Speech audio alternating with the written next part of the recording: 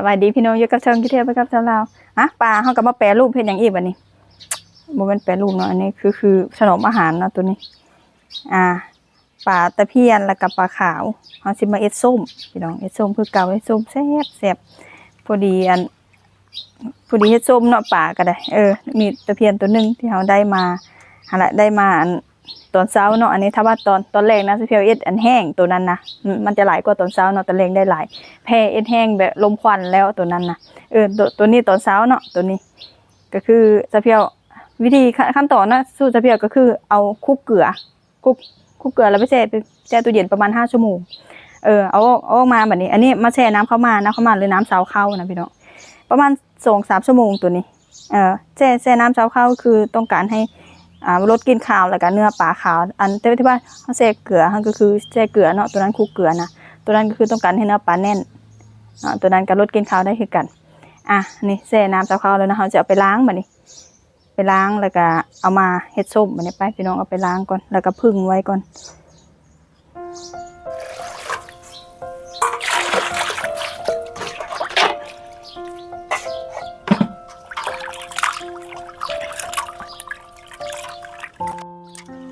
พี่น้องหลังจากเขาแช่น้ำชาวเขาปลาให้เราสังเกตปลาเนื้อปลามันจะขาวกว่าเก่าเนาะ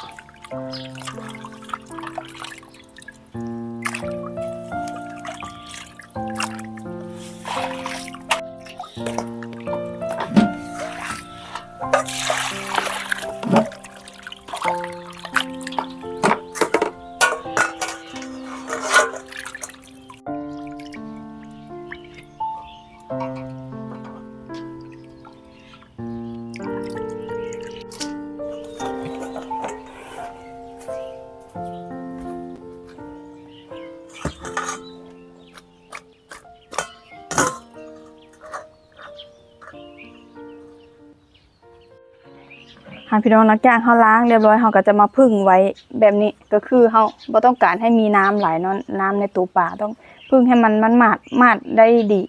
แห้งเท่าใดแห้งดีนะพี่น้องพึ่งไว้ให้น้ำมันย้อยออกจากตู้ปลาก่อนเนาะเพราะฉะนั้นถ้าว่ามีน้ำหลายๆเนาะมันจะเอ็ดให้ปลาเขาเน่าได้นะเวลาเขามาคั้นเนาะให้ปลามันมาดนี่เพราะฉะนั้นปลามันสิเน่าวันนี้เขาก็จะมาปอกกระเทียมเนาะวันนี้วัตถุดิบของกับหลายอย่างหรอกกระเทียมข้าวเหนียวพวกเกลือแป้งนัว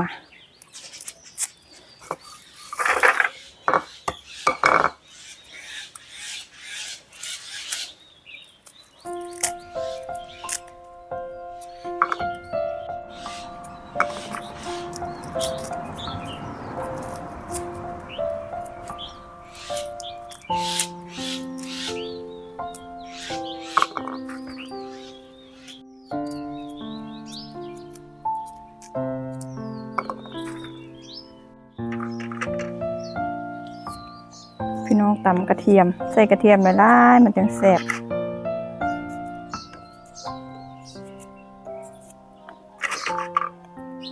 ปลาส้มนี่นะบางคนเพิ่นกระทุบเนาะปลาขาวพวกนี้ส่วนหลายก็จะกระทุบแหละเพราะว่าอย่างที่ก็จะทุบให้ก้างนิ่มแล้วก็ให้เนื้อมันนิ่มเพราะว่าเป็นแล้วเขาก็จะกินดิบนะส่วนหลายปลาขาวนี่นะเขาจะกินดิบแต่จะเพียวนะบ่ทุบก็คือจะเพียวบ่ได้กินดิบเนาะก็คือบ่ได้ทุบเวลาเขาไปทอดนะเวลาเขาทุบเนาะพี่น้องไปทอดแล้วมันบ่งามมันจะเป็นข้าวร่องข้าวแรงมันเนื้อมันเละเวลาเขาทุบนะก็คือบ่ทุบนะไปทอดมันจะเป็นตู่งามถ้าทุบแล้วมันเละนอกจากเพิ่นกินดิบเด้อเพิ่นจะทุบให้เนื้อมันนิ่มเวลากินนะก้างนิ่มนะแต่จะเพียวบ่กินดิบ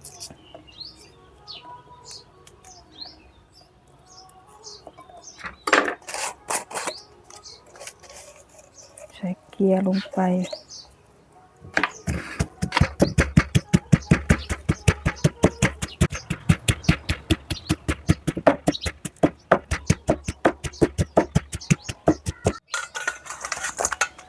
ได้ละ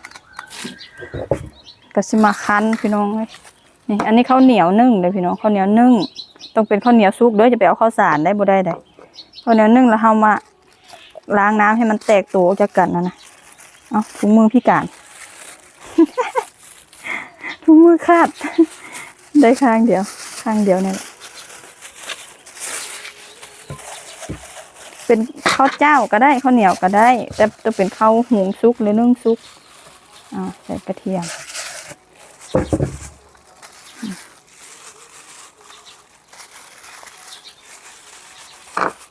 ใส่เกลือ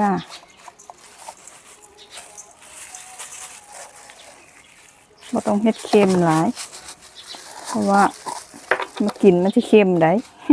บางคนเอ็ดส้มเนี่ยมักติดเค็มจะเพียวบ่เข้าใจเวลากินคนอื่นเฮ็ดวะเค็มเราไม่ได้เก็บไว้โดนบ่ต้องเฮ็ดเค็มก็ได้บ่มันบ่เป็นปลาแดกนะบ่จำเป็นต้องเค็มปานนั้นเพราะเฮาสิเอามากินอยู่แล้วอันนั้นนะปลาบางตัวก็มีไข่บีบไข่เป็ดออกซะแล้วเนาะเอาคั้นบัดนี้บีบให้ปลานิ่มเลยเนาะนั่นแหละบีบคั้นไปบัดนี้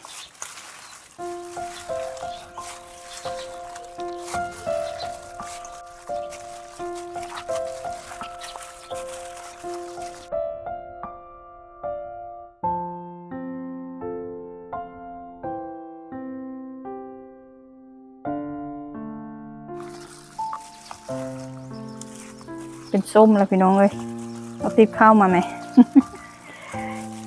คั้นได้ที่แล้วได้นี่โอเคซิกาเลตแล้วคันว่าผ่านขี้มือไม่ใหญ่เพียวนี่แซ่บแน่นอนเลียฮอตซอกแหละ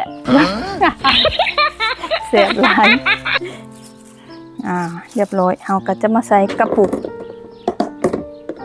มือเดียวนี่โอ้ยกระปุกข่อยคือมาน้อยแถวหัวหน้ามันน้อยมันบ่ใหญ่ใส่ลงไปโลดได้อยู่ดอกอัดกันปานปลากระป๋องเลยเนาะปลากระปุกอันนี้มันปลากระป๋องพอดีเฮ็ดไว้กินในครัวเรือนพี่น้องไว้เฮ็ดพอดีกินเฮ็ดหลายแล้วก็บ่แซ่บเฮ็ดได้น้อยนี่แล้วมันแซ่บหลายแล้วอู้ยบ่อยากเพิ่นว่าเฮ็ดซ้ำนี่ล่ะกระเทียมโปะเนี่ยมันเป็นมากกระทอดรวมกันกระเทียมเข้านี่